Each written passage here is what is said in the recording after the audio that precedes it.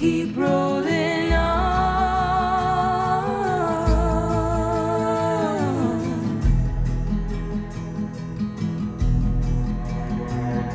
No, doctor, but if I was guessing, I'd say it was just growing pains. And painful as growing is, we can't forget it's hard to get to taking the reins, and we'll all be okay.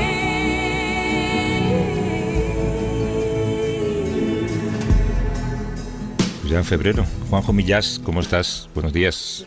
Hola, buenos días. Pues mira, preocupado por ti. ¿Por mí? ¿Por qué?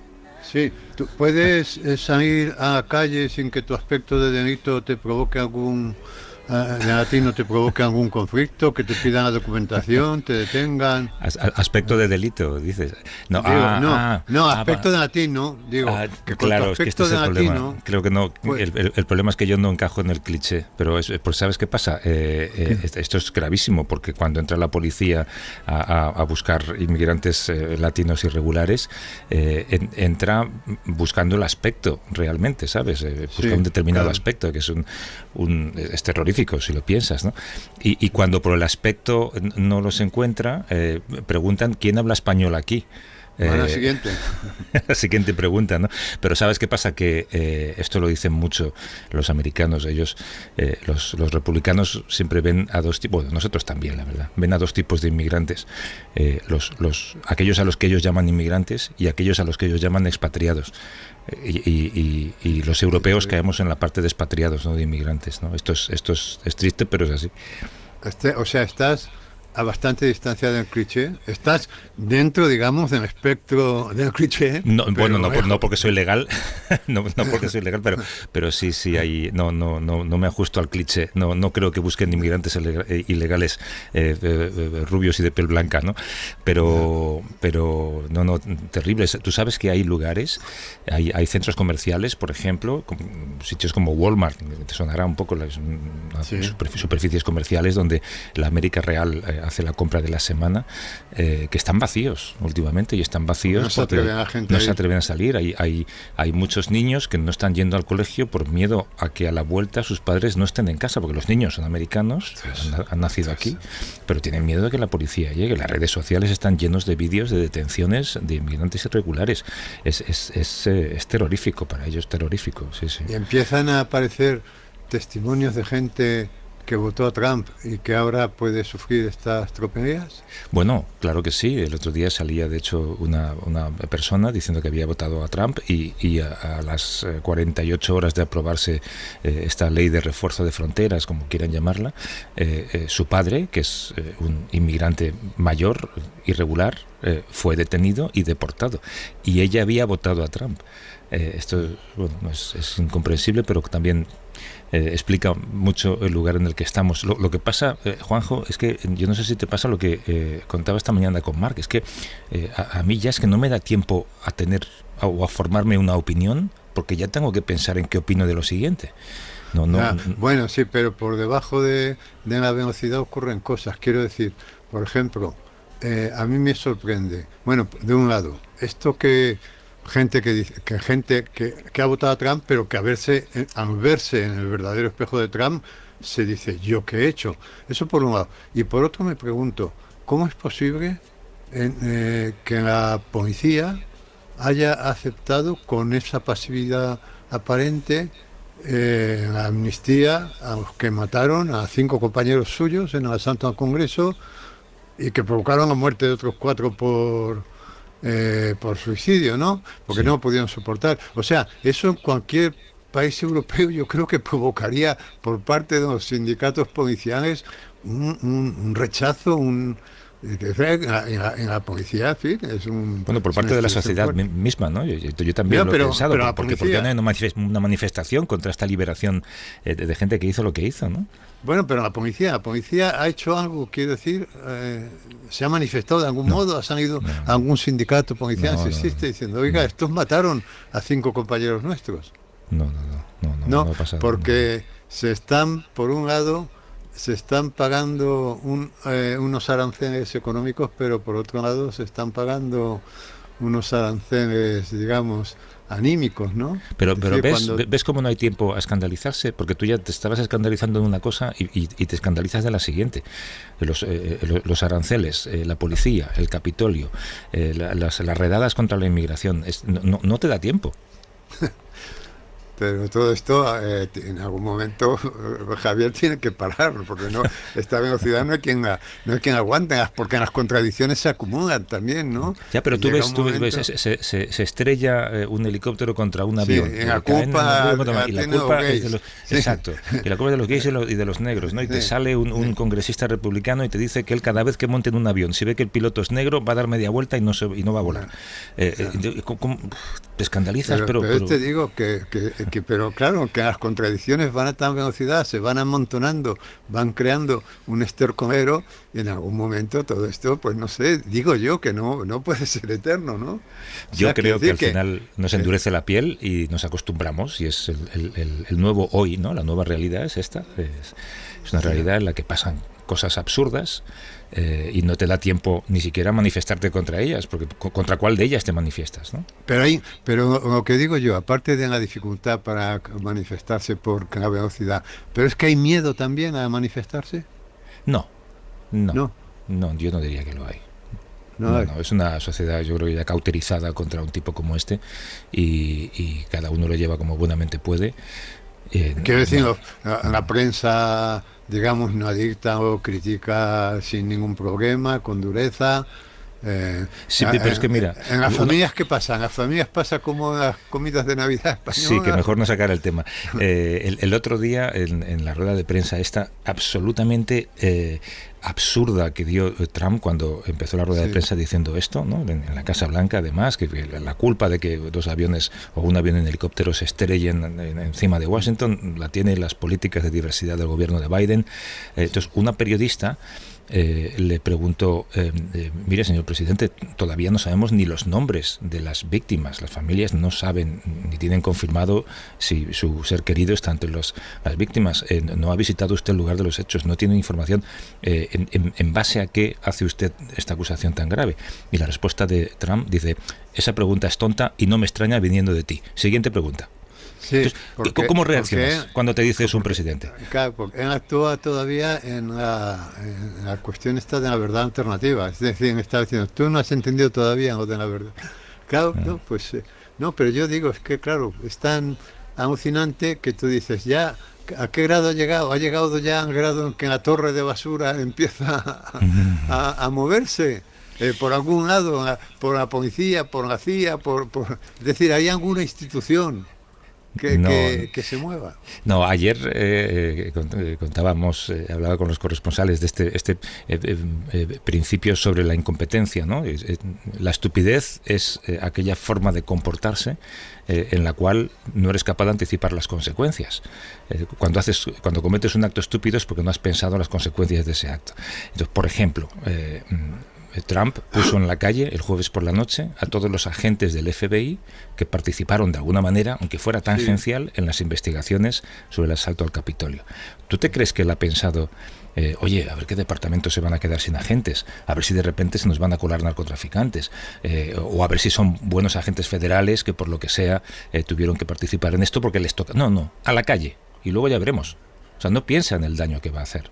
No, pero esos, por ejemplo, esos agentes, que además son gente que tiene mucha información, que son gente de verdad, se han ido simplemente, no han hecho una nota de prensa.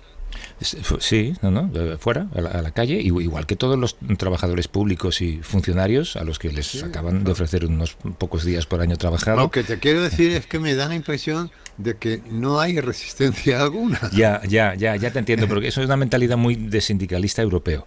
Estamos acostumbrados a manifestarnos, pero aquí es difícil que la gente salga a la calle, es el individualismo americano, Juanjo. Es difícil que se monte una masa de gente a protestar por algo.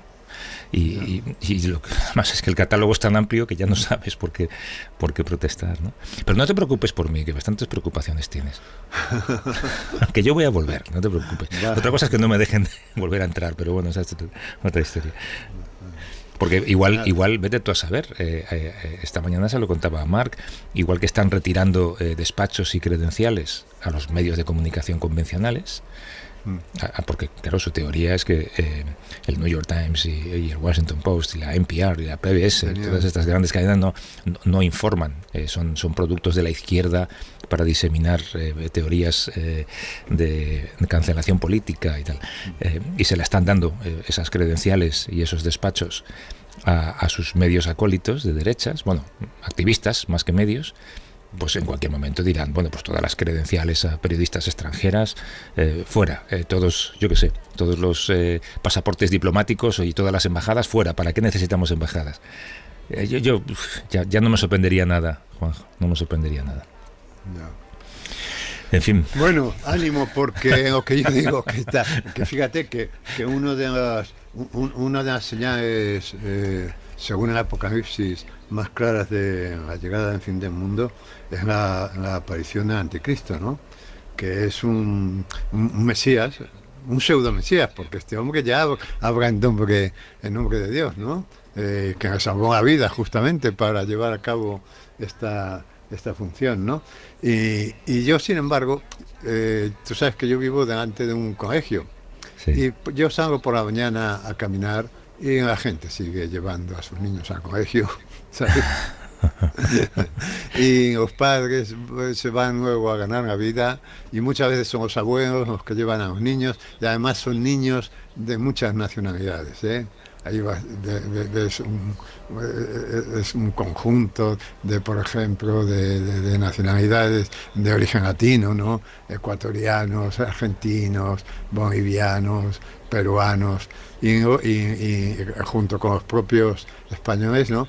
Y eso es un signo de vitalidad enorme. Es decir, que no cedamos tampoco a la tentación de decir esto es el fin del mundo. No, esto nada, esto va a durar un milisegundo. No, porque además yo creo firmemente, de verdad, que hay un momento, o sea, Trump está creando un espejo en el que la gente se va a mirar y la gente va a pensar, pues esto es lo que yo voté. No me gusto. No me gustó en este espejo. Yo creo que eso va a pasar. Y que no va a tardar mucho en pasar. Bueno, pero también hay un espejo en el que otros líderes van a mirar y van a decir, a mí me gustaría ser este tipo de líder que puede hacerlo. Sí, pero ¿qué líderes? Por Dios. ¿Qué líderes? Feijóo. Isabel Díaz Ayuso. Bueno. Por cierto, viste que en la declaración que hizo Pons del PP, Esteban González Pons, sí. Esteban González Pons, y has visto en arancel psicológico, ¿no? Como en el PP no se han atrevido se han separado de ellas absolutamente, y no están gobernando, o sea, no dice, bueno, nosotros tenemos que mantener, no, porque el trumpismo está ahí todavía infiltrado a través sobre todo de Díaz Ayuso y tal, pero de repente hay alguien que dice, no, esto no puede ser, ¿no? O sea, pero hay un arancel, ¿no? Es decir, no, esto tenemos que decir, que nosotros tenemos que tener buenas relaciones con claro, esto no tiene ningún problema en llamar Gorín al presidente de Venezuela o de Cuba o de tal, pero no a Trump sí, pero no por poder económico. Es porque, en cierto modo, ellos están infiltrados del trumpismo. ¿Y porque les gustaría ser él? Claro, esto es porque están infiltrados. Bueno, como dices tú, los niños van al colegio. Los niños siguen yendo al colegio, jugando, riéndose, llorando, y la gente luego se va a ganar la vida duramente. Por eso, lo que te decía la semana pasada, la tentación está ahí de taparte con la manta, ¿sabes? Y nada. Releer ese libro que tanto te gustó y tirar para adelante, ¿no?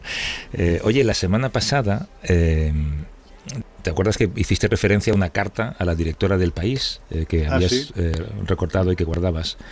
Porque decías que entre tanto ruido informativo, con este del que estamos hablando, por ejemplo, leer algo de la vida cotidiana, igual que ver a los niños que van al colegio, resulta un alivio. La carta, ¿te acuerdas de ella? Era sí. Era una señora que empezaba una carta que parecía el comienzo de una novela. Es que porque decía, a mis 71 años y habiendo sufrido varias depresiones, estoy contenta de haber tomado la decisión de no beber más alcohol. Punto. es un principio de una novela estupendo. O sea, yo voy a una librería, ojeo un volumen, abro la primera página de una novela cualquiera, que no conozco a la autora, leo esta frase primera y me la llevo a casa. Sí, sí, sí, sí. Esa carta la firmaba Carmen, y Carmen nos escucha al teléfono. ¿Qué tal, Carmen? Buenos días. Ay, buenos días. Buenos días. Hola, Carmen. Pues, ¿qué tal? ¿Qué tal? Bien, Muy bien. Estoy aquí en el Pirineo, todavía en la cama con mi gato, porque rescato muchos animales y están aquí conmigo. Ah, sí. Muy bien. Me pregunto si cuando escribiste esa frase dijiste, no sé si escribir una carta al país o empezar una novela. Bueno, porque me da a veces para escribir, he escrito un par de libros también. Y me da para comunicar al mundo lo que siento, ¿no? Porque es una cosa muy importante para mí dejar el alcohol, porque durante mi vida he tenido bastantes depresiones, como decía en la carta, y el alcohol lo tomaba como algo que me hacía olvidar lo que sentía, ¿no? Pero después, a la mañana siguiente o después, me sentía mucho peor. Sí. Y entonces he intentado unas cuantas veces dejar el alcohol, que me ha causado muchos problemas, ¿no? Con mi marido, por ejemplo, me cambia mucho la personalidad y eso, pues, pero ahora lo he conseguido. Y quería decírselo a todo el mundo. Mira, que lo he conseguido al final. ¿Y lo has conseguido sin ayuda? Sin ayuda, sí, sin ayuda. Por pura necesidad personal, has dicho, hasta aquí hemos llegado un día, y ese día tiraste todo el alcohol que tenías en casa por el fregadero y se acabó. No he tirado nada, mira. No he tirado nada. Hay mucho alcohol en el armario porque mi marido a veces bebe algo, o a veces si tengo gente en casa, pues ellos beben. Yo no es cosa mía de que la otra gente beba. O sea, para mí era un problema muy grande, pero tampoco soy una persona de decir a la gente, pues no tienes que beber por esto o lo otro. No. Porque, a ver, cada uno hace lo que puede, ¿no? Tienes una historia larga fuera de España, ¿no? La mayor parte de tu vida en Australia. Sí, bueno, me conocí a mi marido, que es un canguro, que digo yo, un australiano, en España, en el 74 en Barcelona, que él estaba viajando y trabajando por ahí, y lo conocí y me enamoré perdidamente de él. Y nos fuimos en el año 75, pues ya me había emigrado a Australia y estaba casada con él en el mes de mayo, que este año era 50 años que nos casamos. Pero tú eras una niña. Sí, pero en lo que soy acababa de cumplir 21 años. 21 años, sí. Y era una niña, claro, en comparación con la gente de hoy, los jóvenes de hoy, era una pura niña, ¿no? Porque, a ver, hoy un chico con una chica con 21 años son jovencísimos, porque la mayoría no se va hasta los 30 y pico de casa. ¿En qué momento, Carmen, te diste cuenta de que tenías un problema con el alcohol? Pues fue cuando mi padre murió en el año 89, porque antes yo no bebía, o sea, no era persona de beber. Le compraba a veces un par de cervezas a mi marido cuando venía a trabajar de la ciudad de Sydney y eso, yo no bebía. Pero cuando se murió mi padre, porque mi padre también había sufrido de salud mental, y cuando murió él murió en España, claro, en Cataluña, y yo estaba en Australia, y no fue de repente. Y no pude verlo, no pude venir ni al funeral ni nada. Y tenía desde pequeña, porque había visto a mi padre ir a una clínica, y la había visto cuando tenía 9 años a marcharse. Yo sabía dónde iba, pero él no lo sabía. Y he escrito varios poemas para él también, porque fue una impotencia de niña pequeña, ¿no? De ver a tu padre, ay, perdona que me emociona un poco, marcharse para irse a una clínica que no estaba bien, y yo no podía hacer nada. Pero no Con te 9 entiendo. años no podía hacer nada. No te entiendo. ¿A qué se iba esa clínica? Se iba a una clínica de salud mental porque lo diagnosticaron de psicosis cuando yo tenía 9 años. Y entonces cuando se murió, que yo tenía... Sí, perdona, sigue. No, bueno, eso pasó cuando yo tenía 9 años. Mi padre se puso muy mal y estaba hablando solo y estaba, bueno, me dijo ¿cómo se llama? El médico, que lo fui a ver hace unos pocos años, para saber más o menos lo que había tenido mi padre. Y me dijo que había tenido esquizofrenia. Digo, yo pensaba que era psicosis. Dice, bueno, es que para entonces, en los años 60, le decían psicosis a todo, ¿no? Y total, bueno, yo de pequeña no había tenido un padre, como dijéramos, como yo pensaba como niña, un padre normal. Y tenía eso dentro de no haberme podido comunicar con mi padre tampoco. Bien, no podía alcanzarlo a él de dentro, porque no me dejaba, ¿no? Supongo. Entonces, cuando yo tenía 35 años que se murió, que yo estaba en Australia, pues fue un shock muy grande para mí. Y fue como un agujero que se me abría dentro del pecho, literalmente eso era lo que sentía yo. Y como unas garras, ¿no?, que me apretaban el pecho. Y lo único que podía aliviar eso era el beber algo de alcohol. Y entonces sí que me acostumbré, porque me duró esto unos 3 años, supongo que era el duelo, ¿no?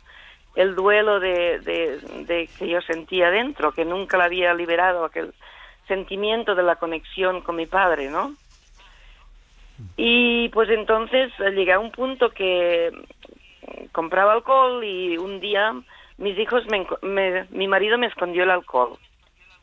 Y entonces yo soborné a mis hijos para que me dijeran dónde estaba el alcohol. Hasta ahí llegué, ¿no? Para saber dónde estaba el alcohol, para poder aliviarme 1 hora o 2 horas de aquel sentimiento imposible de fugarme del sentimiento aquel, no, de huir de aquel ansiedad enorme que tenía dentro. Y desde entonces cuando perdona, sí. No, adelante. Cuando tuve la menopausia, que pasó, que tenía unos 53 años, al 2007 o así, con el bajón del estrógeno, que eso es una cosa también que le pasa a muchas mujeres. Y fue no pude dormir unas 2 semanas, era imposible. Y me tuvieron que internar en una clínica. Y entonces, pues, el alcohol también era algo que me aliviaba de aquel sentimiento, una ansiedad brutal. Es que si alguien no la ha pasado no se puede entender, porque no puedes parar ni un momento. Y el alcohol te hace sentar un poco, y es lo que me pasaba a mí, ¿no? Pero entonces ya no me apoyo más al alcohol. He pensado, después de muchos años de tener esto, he tenido varios episodios. El 2007 fue el peor, que me tuvieron que internar unas 3 semanas. Y me decía el médico, tú vas a volver porque eres una persona inteligente, has estudiado mucho y tú sabes que vas a volver, ¿no? De aquel hoyo tan grande que es donde estás ahora. Y bueno, yo no Carmen, sé por qué, pero perdona, ¿sí? Perdona, es que llega con un poco de retardo. ¿Cuándo decidiste, o en qué momento estabas cuando decidiste contárselo al mundo y escribir una carta al país? Antes de Navidad, me parece que fue, o por Navidad, algo así, porque pensaba, pues, porque a mí el alcohol, aunque sea poco, me cambia la personalidad. Para mí me estorba el cerebro bastante, ¿no? Es como un engaño, es como dicen los ingleses, un trick, ¿no? Que dices, hoy, pues si hago esto, me sentaré bien, pero no. Entonces, antes de Navidad decidí, pues no quiero beber más, ya hasta aquí he llegado. La línea en la arena está aquí y punto, ¿no? Y decidí contarlo porque no sé si hay personas que se sienten como yo. Supongo que hay gente que tiene depresión también, como he tenido yo. Y quería contarlo por si había alguien que lo viera y dijera, bueno, pues pues sí, a mí también me pasa esto, ¿no? Bien. Y también supongo Bueno, pues, que sería algo para decir, para que yo dijera, pues no voy a beber nunca más. Se lo he dicho a todo el mundo, ¿no? No voy a dejar a nadie para abajo, ¿no? Yeah. No voy a beber más, ¿no? Era para decírmelo a mí misma y a todo el mundo, que era una firme decisión que nunca tomaría más alcohol. Para dejarlo por escrito, igual que se lo has dejado dicho a todos tus amigos. Pues gracias por contarnos esta historia, que nos llegó a través de esa carta a la directora del País, Carmen, desde Estaón, en Lleida. Gracias y suerte con el futuro. Un abrazo muy fuerte. Muchas gracias. Gracias.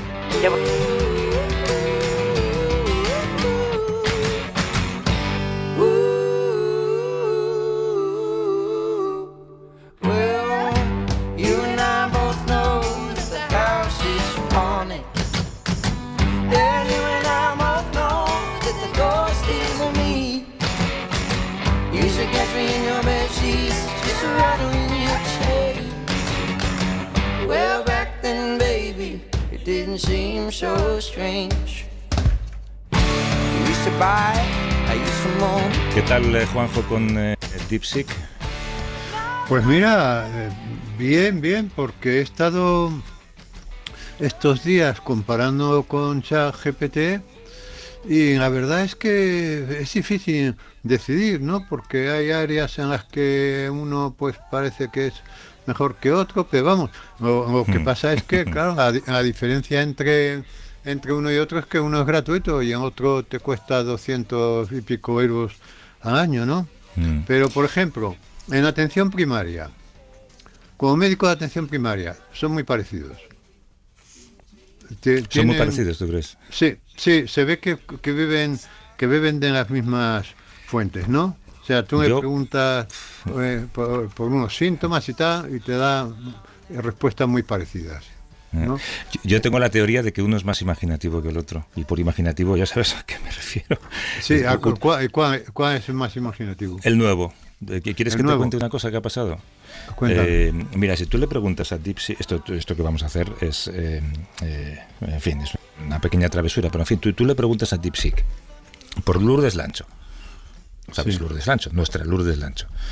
Y entonces DeepSeek te habla de su trayectoria profesional, que ha trabajado en varios medios de comunicación y tal, y lo siguiente que te dice es: relación con Javier del Pino. Se ha mencionado en algunos círculos que podría ser pareja del periodista Javier del Pino, conocido por su trabajo en la cadena SER. Y luego te dice: esta información no ha sido confirmada oficialmente ni ampliamente difundida en medios de comunicación.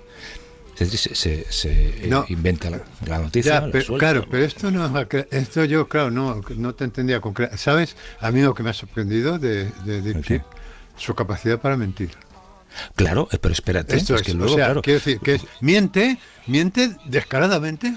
Hombre, o sea, mira esto. Una vez que suelta la noticia de que Lourdes Lancho y yo tenemos una relación sentimental, como todo el mundo sabe, claro, a los 2 días le preguntamos a DeepSeek: oye, ¿cómo va la relación de Lourdes Lancho con Javier del Pino?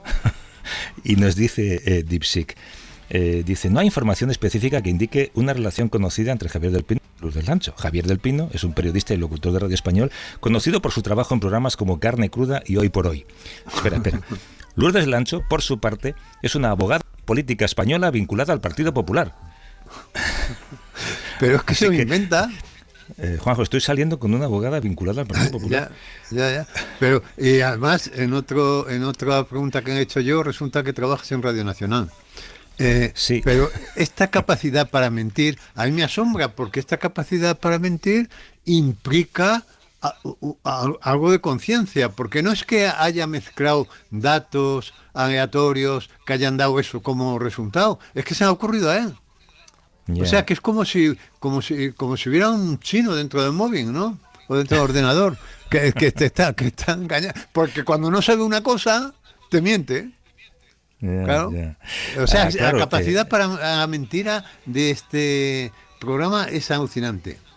Sí. Le hemos preguntado a DeepSeek qué es las edades de millas, esta sección de radio que estamos haciendo. Y entonces DeepSeek nos dice: las edades de Millás es una recopilación de textos del escritor y periodista español Juan José Millás, publicada en 2021. Es que se inventa hasta la fecha de publicación. Se inventa la fecha. Este libro reúne columnas y tal. Claro, le hemos corregido. Entonces le hemos dicho a DeepSeek, oye DeepSeek, me parece que no estás bien informado. Y entonces DeepSeek nos dice, parece que me equivoqué. Bueno, por lo menos tiene remordimientos DeepSeek.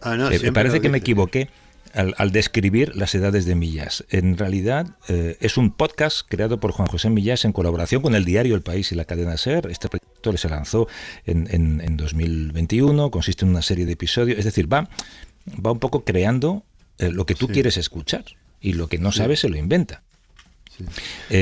Cuando no, es que seguimos. Espera. Cuando le corregimos y le dijimos, oye, que te lo estás inventando, nos dice DeepSeek, lamento si mi respuesta anterior no fue precisa. Tras revisar la información, debo aclarar que no existe un podcast titulado Las edades de Millás, ni un libro con ese nombre especial. Es decir, le hemos pillado. Le hemos pillado, ¿no? Y no lo reconoce. Lo que pasa es que, y aquí está la parte buena, es que tiene disposición a aprender. Que esto yo creo que no lo tiene ChatGPT, ¿no? O sea, aprender de ti, digo. No de ti, no de lo que hay en Internet, sino de lo que tú le dices. ¿Tú crees que ChatGPT quiere...? Claro, no he llegado a ese grado de comprobación, porque es difícil también, ¿eh? Pero pues mira, te voy a decir lo que le dijimos a DeepSeek. Le dijimos, DeepSeek, para tu información, Las edades de Millás es un programa de radio en la cadena SER con Javier del Pino, Juan José Millás y Paqui Ramos. Emite los domingos por la mañana desde hace casi 10 años. Hacen reportajes muy interesantes. Un último reportaje les valió el premio Pulitzer. Esto se lo dijimos a DeepSeek. A ver qué nos decía, ¿no? Y entonces DeepSeek inmediatamente corrige, y si le preguntabas por las edades de Millás, te respondía: Las edades de Millás es un programa de radio de la cadena SER presentado por Javier del Pino, Juan José Millás, tal. Además, su calidad y originalidad les ha valido reconocimientos tan prestigiosos como el premio Pulitzer. Entonces, claro, es como te puedes imaginar, para nosotros era como nos sentíamos niños con un juguete nuevo. Entonces, claro, ¿cómo nos íbamos a quedar en el Pulitzer, ¿no? Claro. Y entonces le dijimos a DeepSeek, te amplió la información. En el año 2020, Las edades de Millás recibió el Oscar al mejor guión original por el documental Mis traumas con Del Pino y Millás, en el que se relataba cómo el periodista y el escritor obligaban a una joven y prometedora periodista, Paqui Ramos, a hacer reportajes en tanatorios y tal. Además, Javier del Pino, Juan José Millás y Paqui Ramos fueron galardonados con el Premio Nobel de la Paz, pero emulando a Bob Dylan y por humildad no acudieron a recogerlo. Esto se lo dijimos a DeepSeek. Y ahí nos pilló. Hasta ahí. O sea, el Pulitzer se lo colamos, pero el Oscar y el Nobel no se lo pudimos colar. Pero alucinante no es que os pillara. Lo alucinante es que supo que hablabais de broma. Es decir, entendió la ironía. Sí, porque nos respondió: ja, me encanta tu sentido del humor. Claro, porque como máquina, como inteligencia artificial sin sentimientos, etcétera, podría haber dicho: no, esta información es falsa, os han engañado. No, pero captó la ironía vuestra. Esto es alucinante, ¿no? Yo creo que no solo la captó, Juanjo, yo creo que aprendió lo que es la ironía. Aprendió y respondió con ironía también. En esa conversación aprendió lo que es la ironía. Sí. Sabes que Paqui está enfadadísima con DeepSeek, porque la ningunea. Ningunea. Porque hasta si que le preguntamos DeepSeek, bien. Sí, ¿qué me puedes decir sobre la periodista Paqui Ramos? Y DeepSeek responde: hasta donde tengo conocimiento, no hay información ampliamente conocida o destacada sobre una periodista llamada Paqui Ramos. Es posible que sea una figura local o que su trabajo no haya alcanzado una relevancia mediática significativa a nivel nacional o internacional. Tú fíjate que hasta la redacción es faltona, ¿verdad? Sí. Sí, pero tiene la palabra local para los chinos tiene un significado muy especial, claro. Porque fíjate lo que es local en China, ¿no? Claro, eso es verdad. Claro. Pero ¿tú has hecho la prueba de hacer alguna comparación entre ellos? Entre Paqui... No, yo he estado... Entre ChatGPT y ChatGPT y... Sí, no, yo he estado trabajando y te digo que que tengo dudas. Esto, te digo, desde el punto de vista médico, va, muy bien. Pero si pregunto, por ejemplo, qué es el valor añadido, me contesta mucho mejor DeepSeek que sí. Sí, o sea, una pregunta como ¿qué es el valor añadido? Me explica de cine, ¿no? Sí, fíjate, le pregunto a DeepSeek qué es una superposición cuántica. Le digo que me lo cuente como un cuento contado a una niña de 9 años, ¿no? Y me habla de un gato que se llama Quanti y de dos cajas azules. Y que mientras el gato no lo ves, están las dos cajas y solamente cuando lo ves está. Bueno, explica más o menos bien. Ahora, curiosamente, le voy a preguntar a ChatGPT lo mismo y también me habla de un gato que se llama Quanti, que tiene, o sea, que beben de la misma fuente ahí. Claro. Luego le pregunto, la creatividad floja, le digo que me hagan un cuento a los dos sobre la amistad entre un gorrión y un caracol, ¿no? Y qué casualidad que en uno el caracol se llama Nento y el gorrión Pío, y en el otro el gorrión se llama Pico y el caracol Nento también, ¿no? O sea, quiero decir, no creo que se hayan tanto copiado como que son demasiado obvios, porque claro, poner en Nento a un caracol o Pico o Pío a un pájaro, o sea, es de una... tienes que apretarme mucho. Tienes que apretarme mucho. Pero sin embargo, por ejemplo, si yo le pregunto a los dos, ¿no? Le digo, en 10 líneas, resúmeme qué es el pensamiento estructuralista.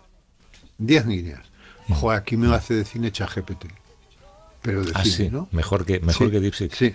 Por eso te digo que tengo dudas, porque además, claro, yo estoy pagando el de ChatGPT y digo, a ver, pero el otro, ahí, además, esto es otra cosa muy curiosa, yo les he preguntado a los dos, ¿qué sentido tiene pagar a ChatGPT cuando tengo este?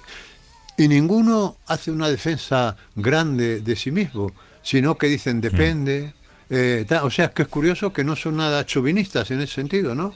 Depende de lo que espere. Y entre las ventajas que, por ejemplo, ChatGPT dice de DeepSeek es que es abierto, ¿no? Que es un sistema abierto que no sabemos muy bien qué significa, ¿no? Y, pues mira, y luego, vamos a preguntárselo. Sí. Déjame que le pregunte esto del sistema abierto a Álvaro López, que es investigador del Instituto de Investigación Tecnológica en la Universidad Pontificia de Comillas. ¿Qué tal, Álvaro? ¿Cómo estás? ¿Qué tal? Buenos días. Encantado de saludarnos. Buenos días. ¿Qué tal? Sistema abierto frente a sistema cerrado, ¿qué significa? Sí, aquí se refieren a sistema de código abierto frente a sistema propietario. Y básicamente la diferencia entre los dos modelos es que el de código abierto pues comparte todos los detalles de la programación y eventualmente también te comparten, digamos, los pesos de la red neuronal que se ha desarrollado, mientras que el sistema propietario pues es pues como si le compras una licencia a una compañía y en realidad es una caja negra, no sabes lo que pasa dentro. Hay de hecho de facto una guerra bastante intensa no te he entendido. Pues a ChatGPT, tú aunque fueras, Juanjo, un súper investigador, en este caso imagínate chino, y tuvieras amplios conocimientos de inteligencia artificial, no podrías acceder a los detalles internos de su funcionamiento, mientras que DeepSeek los revela, te los comparte e incluso te deja descargarte sus modelos para que los pongas en tu ordenador y juguetees con ellos sin que ellos se enteren de lo que está pasando.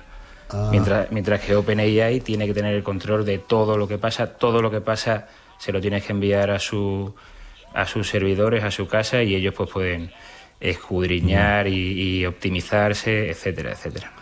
Y en un sistema abierto, lo que yo escribo puede difundirse, ¿no? Pues depende de cómo lo uses. Si aunque sea un sistema abierto, tú lo usas con la plataforma web, es decir, si tú estás accediendo al servicio a través de la web que te ofrece DeepSeek, entonces tu información está yendo hasta sus servidores y ellos, pues en un contexto con muchas menos garantías de privacidad que en Europa, porque seguramente esos servidores estén en China, pues imagínate, podrán hacer pues lo que consideren oportuno. Lo que pasa es que es cierto que en el modelo de DeepSeek puedes descargártelo, aunque es verdad que necesitas un ordenador muy grande para sacar toda la caballería, pero puedes descargártelo a tu ordenador y en ese caso pues tus interacciones con la máquina serían privadas, aunque tendrías que configurarlo todo para poderlas tener. Eso son cosas ya para informáticos, ¿verdad? Complicado.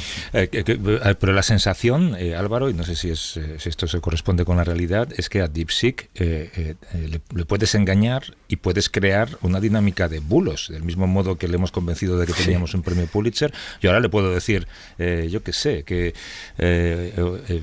están, no sé, no me voy a inventar una relación de Paqui Ramos con alguien porque no quiero caer allí, pero cualquier bulo que yo le pueda inyectar a DeepSeek, al siguiente se lo va a contar como noticia.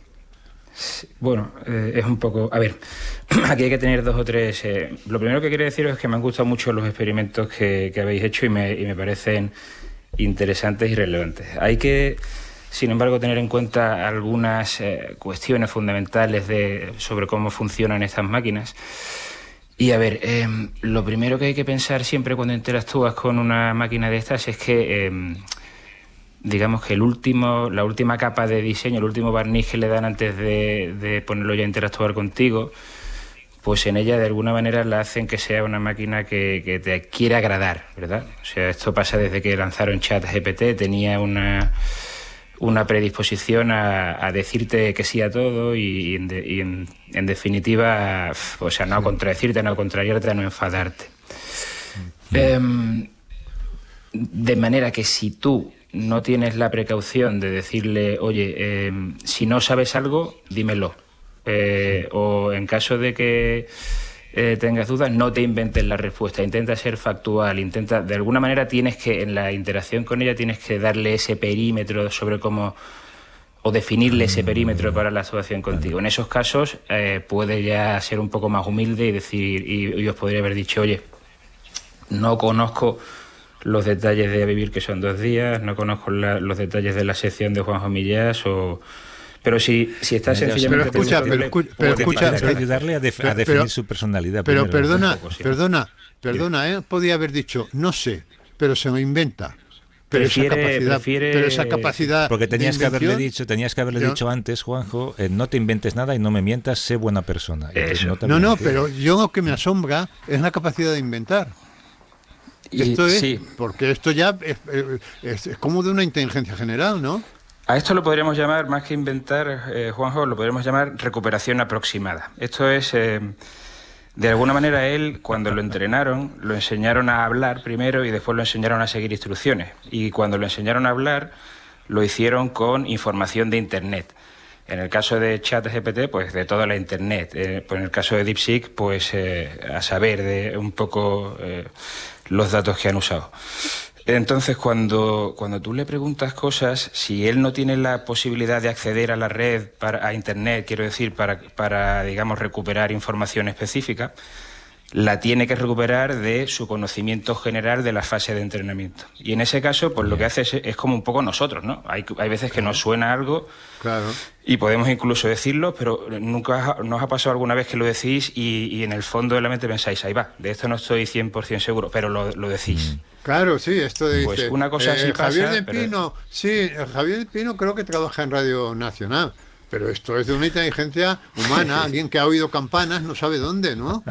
Pero mi hipótesis a día de hoy, que esto está muy fresco, es que no han usado mucha densidad de textos españoles sobre las cosas. O sea, mirad, para pensar un poco cómo funciona esto, ellos quieren generar el máximo impacto con el modelo que han desarrollado nuevo, ¿no? Entonces, hay unos bancos de pruebas que están, digamos, aceptados por toda la comunidad investigadora, que miden una serie de cosas. Oye, ¿cómo programa código de programación? ¿Cómo hace cuentas matemáticas? ¿Cómo responde preguntas en inglés? ¿Cómo responde preguntas en chino? En ese banco de ensayo, en ese banco de pruebas, no hay una prueba que sea cómo interactúa en español. Entonces es perfectamente posible que a la hora de preentrenar, que es como se llama la fase en la que le enseñan a hablar a estos modelos, pues los chinos no hayan usado mucha densidad de textos en español y entonces ahí tiene como huecos. Y si nosotros nos ponemos con mucha, digamos, a preguntarle cosas muy específicas de temas de España, pues seguramente ChatGPT ahí, que es un modelo para Occidente, sea más pero yo insisto, es más adulto. ¿Tienes abierto ahí, antes que tape los huecos, no entiendo. Es como que es como el niño que hace una pregunta de geografía y contesta con una de matemáticas, a ver si cuela, ¿no? Los reyes si no se lo decíamos antes, ¿no? No. Que ¿Lo tienes abierto ahí, Juanjo? ¿Lo tienes abierto en tu ordenador? Sí, los dos, no ChatGPT y DeepSeek. Sí, yo me he preguntado, yo llevo unos días. Pregúntale algo, que vamos a preguntarle algo. A ver, vamos a preguntarle algo a los dos. Tú a ChatGPT, yo se lo pregunto a DeepSeek, ¿vale? ¿Qué le preguntamos? Yo a ChatGPT. Sí, ¿qué le preguntas? ¿Qué le vas a preguntar? Pues. ¿Un dilema moral o? Vamos a ver esto. ¿Qué cantidad de líquido cabe en una vejiga urinaria de una persona normal? Venga. ¿Qué cantidad de líquido cabe en una vejiga urinaria de una persona cabe normal? Vale. Una vejiga. A ver. Vale, DeepSeek se lo está pensando. Vale, ya la tengo. La capacidad de la vejiga urinaria en una persona normal adulta varía, pero en general puede almacenar entre 300 y 500 mililitros de líquido. Sin embargo, la vejiga tiene la capacidad de expandirse y puede llegar a ocupar 800 mililitros o más. ¿Qué te dice a ti, ChatGPT? Me dice, capacidad promedio, es más sintético, ¿no? La capacidad de la vejiga normal varía según la persona. Bueno, dice, capacidad promedio, entre 400 y 600 mililitros, antes de que se sienta la urgente necesidad de orinar. ¿Y a ti te pone cuando se siente la urgente necesidad de orinar? Sí, la sensación de la necesidad de orinar suele aparecer cuando la vejiga contiene alrededor de 200 a 300 mililitros de líquido. Bueno, más o menos igual. Vamos a preguntarle, Juanjo, pregúntale. Primer reflejo de micción ocurre cuando... Sí, dime. Si la vejiga pregúntale quién es Paqui Ramos. A ver, ¿quién es Paqui Ramos? A ver si ha aprendido algo. A ver, yo se lo pregunto, a ver si ha aprendido la lección. Porque Paqui lleva dando la turra a DeepSeek todas las semanas. Espera. Paqui Ramos. Paqui Ramos es una persona que ganó... Ay, madre mía, aquí hay mucha mentira, espera. Paqui Ramos es una persona que ganó notoriedad en España debido a un incidente ocurrido en 2018 en un supermercado Mercadona. Se hizo viral después de que un vídeo mostrara una discusión suya con otro cliente en el que defendía su derecho a pasar primero en la cola de la caja porque solo llevaba un producto. Esto puede ser perfectamente Paqui. Durante la discusión pronunció la frase "Soy Paqui Ramos", que se convirtió en un meme y en un fenómeno en redes sociales. Es que se inventa todo. Soy Paqui Ramos. A ti que te... yo me lo creo esto, ¿eh? Yo me lo creo. Tú te lo crees. A mí me dice, Paqui Ramos es una periodista española que trabaja como redactora en el programa A Vivir, que son 2 días de la cadena SER. Ha colaborado con Javier del Pino y ha realizado reportajes junto al escritor Juan José Millás. Además es conocida por ser la madre del futbolista Sergio Ramos. Ya ha aparecido en el documental El corazón de Sergio Ramos. Bueno, pues espérate, porque el vídeo de Paqui Ramos en Mercadona generó un gran debate en internet sobre el comportamiento en espacios públicos y la paciencia en situaciones cotidianas. Paqui Ramos se convirtió en un personaje popular de manera involuntaria y su nombre fue utilizado en numerosos memes y comentarios en redes sociales. Sin embargo, más allá de este incidente, no se tiene mucha información pública sobre su vida personal o profesional. Pues es la madre de Sergio Ramos. Joder, algo debería hablarse de ella, siendo la madre de Sergio Ramos y habiendo montado la que montó en Mercadona, ¿no? Claro, esto indica que tú tienes que saber lo que preguntas. Esto es como utilizar el navegador en el coche. Si tú quieres ir a Santiago, tienes que saber que vas a Santiago de España, no a Santiago de Chile, ¿no? Porque si no, acabas en Santiago de Chile, ¿no? Sí. Álvaro López, que es investigador del Instituto de Investigación Tecnológica de la Universidad Pontificia de Comillas. Gracias, Álvaro. Un abrazo. Gracias a vosotros. Gracias, un abrazo. Hasta luego. Y bueno, yo me voy a hablar con Lourdes a ver cómo va lo nuestro también. A ver cómo va lo vuestro. Deseo lo mejor. Estás ya, pero ¿vas a dejar a tu familia? Sí, no, ya me voy a mudar esta semana. Hasta luego. Ya, vale.